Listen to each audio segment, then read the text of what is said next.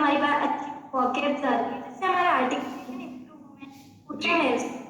तो काफ़ी young public speakers हैं जो पब्लिक स्पीकिंग करते हैं, तो उनके लिए आप कुछ टिप्स देना चाहते हैं? क्या टिप्स रहेगी उनके लिए? डेफिनेटली। वैसे तो मैं खुद लर्निंग फेज में हूँ, पर जितना मेरा एक्सपीरियंस रहा है मैं उससे कुछ टिप्स दे सकता हूँ। मुझे लगता है कि आजकल वैसे तो बहुत जो स्पीकर है बहुत अच्छा बोलते हैं, बट एक चीज ध्यान में रखना चाहिए कि बीइंग नेचुरल, अगर आप जितना नेचुरल तरीके से बोलेंगे और अपना एक स्टाइल डेवलप करेंगे तो वो लॉन्ग रन में आपको काफी रेलेवेंट रखेगा। फर्स्ट थिंग ये हो गई। इसके अलावा आप लगातार सीखते रहें, यू कंटिन्यूअसली रीड, और आप वेरियस डायमेंशंस में जाकर पढ़ें। आप साइंस भी देखें तो आप आर्ट्स को भी देखें, तो आप लिटरेचर देखें, आप फिलोसॉफी देखें, आप हिस्ट्री देखें, आप आर्ट एंड कल्चर देखें। जितना आपका दायरा बढ़ेगा सोच का, उतने ही आपकी वक्तव्य में और बोलने में निखार आएगा। और जैसा मैंने कहा कि आप वेल आर्टिकुलेटेड होंगे, क्योंकि जितना आप अच्छा पढ़ेंगे, जितना आप अच्छा जानेंगे, आप उतना अच्छा बोल पाएंगे। और इसमें एक महत्वपूर्ण ये भी होता है कि अच्छा सुने, लोगों को आप सुने, जो जितने भी अच्छे स्पीकर्स हैं उन्हें सुने, उन्हें इमिटेट करें। और इस प्रकार से आप लगातार, if you try again and again you will be successful. तो लगातार प्रयास करते रहिए, जैसा भी मौका मिलता है। अगर आप स्पीकर नहीं भी है तो बस शुरू कीजिए। कई बार ऐसा मौका आया कि मैंने कदम रख दिया, बस उस कंपटीशन के अंदर मैं उतर गया। अब जैसे कि मूड कोर्ट कंपटीशन होते हैं हमारे लोग के अंदर, तो मुझे I am come from A Hindi background, तो मेरा नेटिव जो है वो हिंदी है। तो मैं इंग्लिश बोलने में काफ़ी डिफिकल्टी आती थी, लेकिन मैंने फर्स्ट ईयर से ही मूड कोर्ट कंपटीशन स्टार्ट कर दिए। तो काफ़ी लोगों ने, मतलब जजेस ने भी हंसा, ट्रोल भी किया। But this is the step कि आज तुम खड़ा होना सीखे हो, कल तुम बोलना भी सीख जाओगे। बट गलतियां वही करता है जो प्रयास करता है, इस सीन ने कहा है। तो failure are the proof that you are trying. तो लगातार ऐसे कोशिश करते रहिए और सफलता जरूर मिल जाती है। Very well, first step is always difficult, और एक अच्छा श्रोता ही एक अच्छा वक्ता बन सकता है। तो हमें अच्छा सुनना चाहिए। बहुत ही बढ़िया। अब हम आगे बढ़ते हैं, जैसा कि हम आपका जो दूसरा पीस देखते हैं लॉस्ट राइटर का, तो उसमें एक टैगलाइन लिखी हुई है कि कलमकार हो, कल को आकार देना। जी। ये थॉट सच में बहुत ही अच्छा, कमाल का है। आपको क्या लगता है कि एक राइटर अपनी कलम से आने वाले कल यानी फ्यूचर को कैसे बदल सकता है? मुझे लगता है कि हर चीज जो होती है, हम कहते हैं कि everything happen twice, first in mind और देन इन रियलिटी। तो वही चीज है कि विचार जब आएंगे तब परिवर्तन होगा। क्या होता है कि हम लोग सभी इतने बिजी होते हैं अपने कामकाज में, शेड्यूल में, कि हम शायद कल के लिए सोच नहीं पाते, प्लानिंग नहीं कर पाते हैं। मैं इलोन मस्क की एक बुक पढ़ रहा था, तो उनके ऊपर एक बुक है, उसमें उन्होंने कहा है कि आपको कल के बारे में सोचना चाहिए। उन एक सिचुएशन ऐसी थी जब उनके लिए सब कुछ फेल हो सकता था, सब कुछ बर्बाद हो जाता, लेकिन उन्होंने फिर भी ये सोच रखी कि मैं आने वाली पीढ़ी के लिए, कल के लिए काम कर रहा हूँ। और उन्होंने किताब के अंदर एग्जाम्पल आता है कि अगर लोग ये सोच लेते कि हम कल के लिए काम नहीं करें, उसमें रिस्क है, तो शायद अमेरिका नहीं बन पाता, यूनाइटेड स्टेट ऑफ अमेरिका ऐसे नहीं बन पाता, भारत नहीं बन पाता।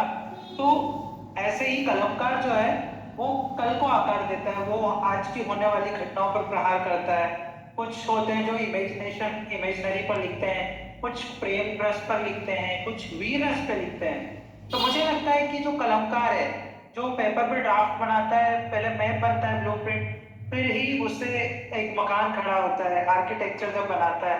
तो जो आर्किटेक्चर है, जो ब्लूप्रिंट है, वो एक कलमकार बनाता है, एक राइटर बनाता है, एक पोइट बनाता है, एक अच्छा ह्यूमन बीइंग बनाता है जो कल के लिए विजन रखता है।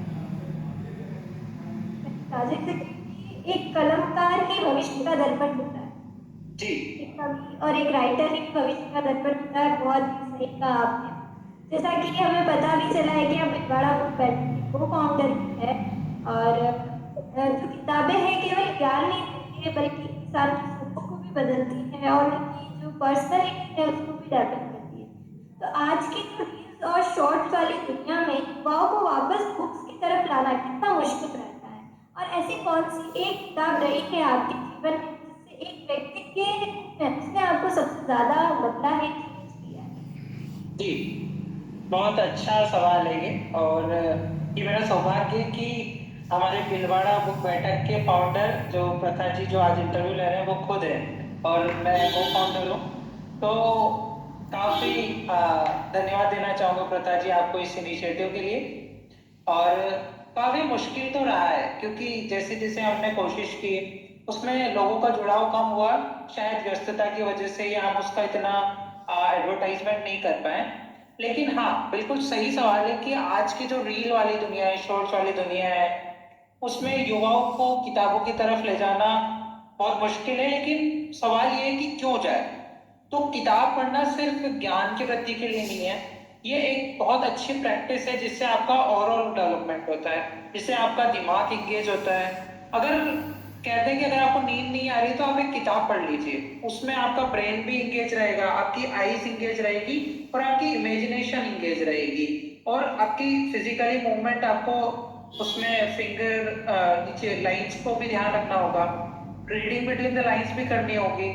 तो ये सारी जो, और हाईली जो 7 habits of highly effective people, जो मैं रिसेंटली अभी एक बुक पढ़ रहा था, तो उसके अंदर कहते हैं कि जितने भी बड़े लोग हैं, सक्सेसफुल लोग हैं, वो लोग किताबें पढ़ते हैं। तो अगर वो इतने सक्सेसफुल हैं और वो लोग पढ़ रहे हैं, तो वो लोग शायद बेवकूफ तो नहीं है।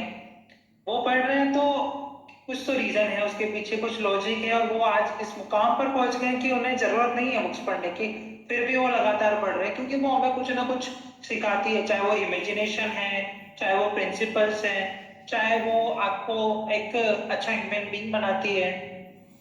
और किताब की हम बात करें तो मुझे डाइवर्स रीडिंग करना बहुत पसंद है, कि मुझे इंग्लिश नॉवल से लेकर अल्केमिस्ट से लेकर इट एंड्स विद अस, एक फिक्शनल एक इमेजिनरी नॉवल है, उससे लेकर जो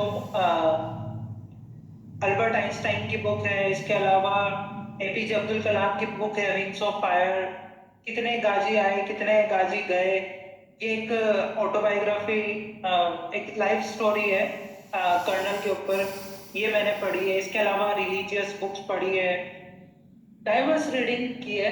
अब बुक्स कैसे चेंज करती है, तो डेफिनेटली बुक्स मेरी लाइफ में बुक्स का रोल बहुत बड़ा रहा। वैसे तो मुझे बुक्स, फिजिकल बुक्स पढ़ने में आलस आता है, मतलब आई प्रोक्रास्टिनेट, लेकिन मैं उसको धीरे धीरे ओवरकम कर रहा हूँ। मैंने वो जैसे दिलवाड़ा बुक बैठक स्टार्ट किया, तो हम वीकली एक बुक पढ़ते हैं वहाँ पर जाकर, फिर उसके ऊपर डिस्कशन करते हैं।